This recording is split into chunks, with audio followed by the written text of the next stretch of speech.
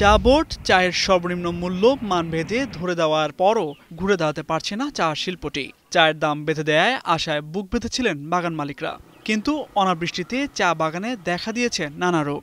দ্বিতীয় নিলামে ভালো পাতা না থাকায় দামও ভালো পাওয়া যায়নি। অনেক বায়ার চা পাতা কেনেননি। এই অকশনে চায়ের গুণগত মান এটা একটা ভালো না। পর্যটক নগর শ্রীমঙ্গলের শহরের যে চাহিদা, চায়ের যে চাহিদা ওই রকম চা নিলামে নাই। এখন বাঞ্জি রাউন্ড চলতেছে, এই বাঞ্জি রাউন্ডে সাধারণত চা ভালো হয় না। পরার যে চাগুলো এখন আসছে বেশিরভাগ চাই আপনার ব্রাউন এবং হালকা ফ্লেকি চা। যদিও প্রথম নিলামে নতুন ভালো পাতা ওঠায় দাম কিছুটা ভালো পাওয়া যায়, আর এই নিলামে দ্বিগুণের চেয়েও বেশি কমেছে চায়ের দাম। এজন্য চায়ের গুণগত মানকে দায়ী করছেন ব্যবসায়ীরা। কেজিতে 10 থেকে 20 টাকা ছাড় দিয়েও বিক্রি হচ্ছে না। খরার কারণে চা রেডিশ ভাব চলে আসছে, লিকার রেটিং কমে আসছে। লিকার রেটিং অনুযায়ী আমরা যে রেট দিচ্ছি চা বোর্ডের নিয়ম অনুযায়ী সেই রেটেও চা বিক্রি হচ্ছে না।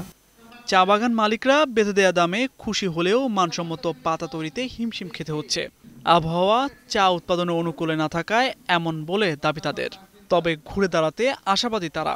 সরকার দামটা বৃদ্ধি করে দেওয়ায় আমরা ন্যায্য মূল্য পাবো এবং আমরা আশা করছি যে এই বছরে গত বছর থেকে আমাদের প্রাইসটা ভালো থাকবে। আমরা আর 150 টাকায় আর 100 টাকায় চা বিক্রি করবো না, এতে আমাদের অনেক ফায়দা হবে। চা বাগান সারা বাংলাদেশের চা বাগানেরগুলা লাভবান হবে। শ্রীমঙ্গল ট্রি ব্রোকার্স অ্যাসোসিয়েশনের এই নেতা বললেন, ভালো চায়ের দাম এখনো আছে। চা বোর্ডের বেঁধে দেওয়া দামকে তিনি স্বাগত জানালেও চায়ের গুণগত মান নিয়ে তিনি প্রশ্ন তুলেন।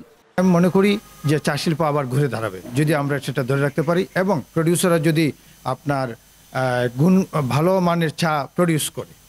তাদের মাথায় রাখতে হবে যে ভালো মানে সময় মতো প্লাকিং করতে হবে এবং গুডলি প্লাকিং করতে হবে, তারপরে কিন্তু আপনার ভালো মেটটি করা যাবে, আদারওয়াইজ সম্ভব নয়। প্রথম নিলামে 3টি ব্রোকার্স হাউসের 85,406.40 কেজি চা নিলামে ওঠে, যেখান থেকে বিক্রি হয়েছে মাত্র 17,974.20 কেজি। গড় মূল্য ছিল 264.84 টাকা। গত নিলামে সর্বোচ্চ দামে বিক্রি হয় ব্ল্যাক টি 620 টাকা ও গ্রিন টি 1000 টাকায়। আর বুধবার 3টি ব্রোকার্স হাউসের 46,406 কেজি চা নিলামে উঠলেও মাত্র বিক্রি হয়েছে 13,000 কেজির কিছু উপরে। অথচ এদিন ব্ল্যাক টির সর্বোচ্চ কেজি ছিল মাত্র 260 টাকা ও গ্রিন টি 1000 টাকা। এখন মৌলভীবাজার।